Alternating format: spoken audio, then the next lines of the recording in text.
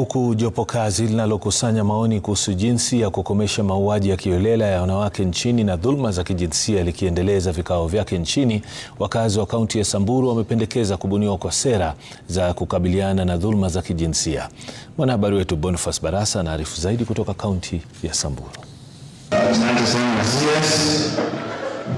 Ni ukumbi wa mikutano wa chuo cha kiufundi cha Maral katika gatuzi la Samburu. Wafugaji na wakazi wamejitokeza kushiriki zoezi zima la kukusanya maoni kuhusu kukithiri kwa mauaji ya kiholela ya wanawake na dhulma za kijinsia. Zoezi zima linaloendeshwa na jopo kazi lilobuniwa naye Rais William Ruto mapema mwaka huu. Hapa uhalisia ukijitokeza kwamba visa vingi na mauaji ya kiholela ya wanawake haviripotiwi. There is also evidence that there may be femicide cases in rural parts of the county that don't get reported.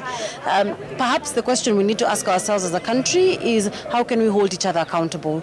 There may be reasons, multiple reasons for why there are instances of femicide, but the fact is that it's incorrect, it's unfair to our women for them to be subjected to death and femicide our women and girls. We are happy that we've had several interactions with the survivors.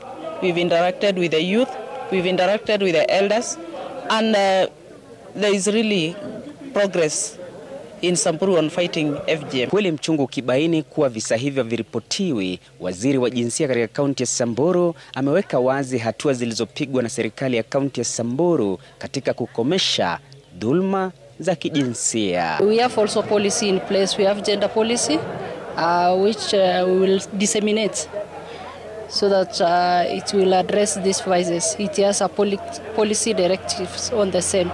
And above all, our governor is against these vices. Vikao hivi vinavyoendeshwa katika maeneo mbalimbali nchini ili kutafuta suluhu ya kukomesha mauaji ya kiholela ya wanawake na dhulma za kijinsia humu nchini. Wanaharakati katika kaunti ya Samburu wamelalamikia gharama ghali ya kesi pindi tu wanapowasilisha kesi hizo mahakamani. Mapendekezo mojawapo ambayo tumesema ni kwamba mambo ambayo yanahusiana na unyanyasaji wa kijinsia, cases ama hizi cases zikifika kotini, unapata kwamba gharama ya kushughulikia hizo kesi ni kubwa mno.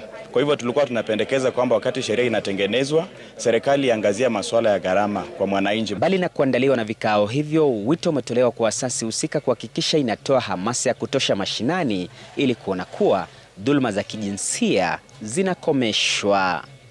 Boniface Barasa, Runinga Citizen, gatuzi la Samburu.